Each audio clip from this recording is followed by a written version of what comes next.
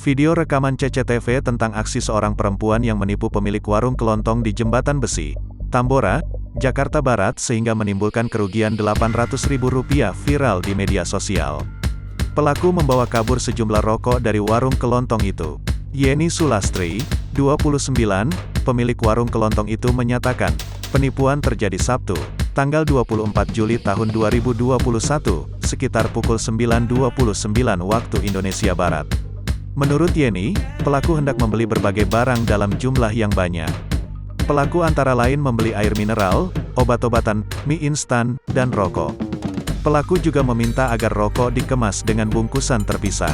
Pelaku meminta Yeni membuatkan bon pembelian dengan alasan barang yang dibeli merupakan titipan teman-temannya sehingga perlu mengetahui harga barang.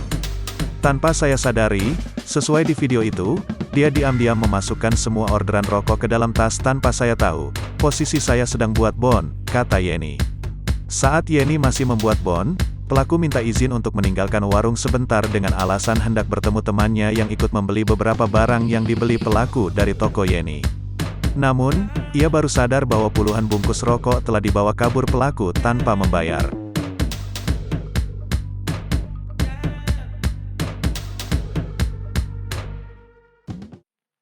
Viral di media sosial sebuah video yang menunjukkan aksi makan bersama yang dilakukan oleh pedagang kaki lima, PKL, di Tasikmalaya.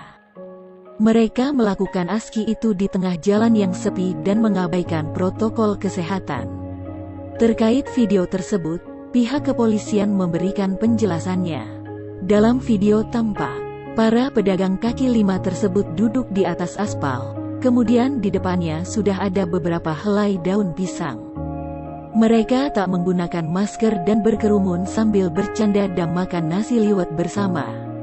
Kapolresta Tasikmalaya, AKBP Doni Hermawan membenarkan aksi yang ada dalam rekaman video tersebut. Ia mengatakan, langsung menyelidiki kejadian tersebut, terlebih karena telah melanggar protokol kesehatan saat pemberlakuan PPKM level 4 di wilayah itu. Dikutip dari kompas.com, Senin tanggal 26 Juli tahun 2021. Doni menjelaskan, aksi itu dilakukan dalam rangka syukuran berakhirnya PPKM level 4. Hal itu berdasarkan hasil penyelidikan yang telah dilakukan. Mereka telah mengakui melanggar protokol kesehatan.